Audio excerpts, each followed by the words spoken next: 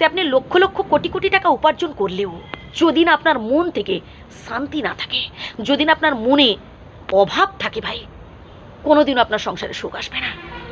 মনে কিসের অভাব জানেন? অল্পে সন্তুষ্ট হওয়ার অভাব। যত বেশি আপনি মনটাকে তুষ্ট রাখতে পারবেন, যত বেশি আপনি মনটাকে শান্ত রাখতে পারবেন, অল্পে সন্তুষ্ট হওয়ার ক্ষমতা থাকবে, তত বেশি আসলে আপনি সুখী হতে পারবেন। আসলে মানুষের মধ্যে না এই চাওয়া পাওয়ার স্বভাবটা খুব বেশি বেড়ে গেছে। আমরা খুব বেশি উচ্চাকাঙ্ক্ষী। যার দেখবেন মাস পুরোলে 50,000 টাকা স্যালারি, সে ভাবছে কবে আমি লক্ষ লক্ষ টাকা স্যালারি পাবো। যার দেখবেন লাখখানিক টাকা স্যালারি, সে ভাবছে ধুর এই 1 লাখ টাকায় কি হয়, কোটি কোটি টাকা স্যালারি হলে, উপার্জন হলে তবেই ঠিক আছে। মানে মানুষ কোনো কিছুতে সন্তুষ্ট হয় না। আপনি ভাবছেন শুধু টাকার অভাব আপনার মনে, না ভাই, আপনার সংসারে শুধু টাকার অভাব নয়, অল্পে সন্তুষ্ট হওয়ার অভাব রয়েছে। আপনি সব থেকে বেশি অপরের সাথে তুলনা করতে পছন্দ করেন। কে 10 তলা বাড়ি করলো, কে 4 চাকা করলো, আর আপনি মাটির বাড়িতে আছেন, আপনার ছাদ ফেটে জল পড়ছে, আপনি একটা দামি সাইকেল কিনতে পারেন না, আপনার একটা গাড়ি নেই, আপনার বাড়ি নেই, আপনি একটা সোনার গয়না কিনতে পারেন না, আপনার বন্ধু বান্ধব সবাই এগিয়ে গেছে। টেনশনটা হচ্ছে এটাই। কি ভাই ভুল বলছি? অনেকের কাছে হয়তো কথাগুলো শুনতে ভালো নাও লাগতে পারে, কিন্তু আমি বাস্তবটাই তুলে ধরার চেষ্টা করি।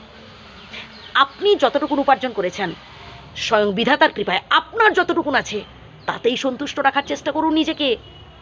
যদি একান্তই তুলনা করতে হয় না, তুলনা করুন তাদের সাথে যাদের আর্থিক অবস্থা আপনার থেকেও খারাপ, যারা আপনার থেকেও কষ্টে আছে, তুলনা করুন তাদের সাথে।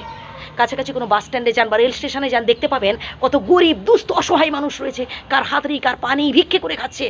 তুলনা করুন না ভাই তাদের সাথে। বিধাতার অসীম দয়া, বিধাতার অসীম কৃপা ভাই আপনার ওপর। আল্লাহর কাছে প্রার্থনা করুন এতেই যেন আপনি সন্তুষ্ট থাকতে পারেন। উচ্চাকাঙ্ক্ষা ভাই ভালো নয়, অল্পে সন্তুষ্ট হন এবং অ্যাডজাস্ট করতে হবে। আমরা অনেকেই আছি নিজেদের প্রিয়জনকে না অপরের সাথে তুলনা করি, এটা কখনো করতে যাবেন না। পরিবারের মধ্যে ঝগড়া ঝাঁটি বিবাদ সমস্যা যাই হয়ে যাক না কেন, পরিবারের মানুষজন বসে মিটিয়ে ফেলার চেষ্টা করবেন। ওই ঘন ঘন যখন তৃতীয় ব্যক্তিকে ডাকতে যাবেন, তখন আপনার পরিবারের সমস্যা আরও বাড়বে, কমবে না বরং আরও বাড়বে। আপনি অনেক অনেক সুখী। আপনি ভাবছেন শুধু লক্ষ লক্ষ কোটি কোটি টাকা উপার্জন করলে সুখী হওয়া যায়, ভুল ভাবছেন।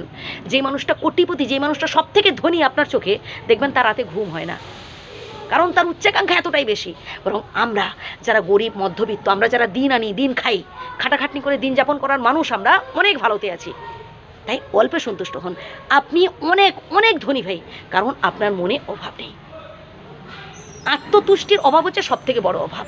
তাই একটাই রিকোয়েস্ট করব, আপনার যতটুকুন আছে তাতেই নিজেকে খুশি রাখার চেষ্টা করুন। ভালো থাকবেন, সুস্থ থাকবেন, আর যদি ভুল বলে থাকি ক্ষমা করবেন।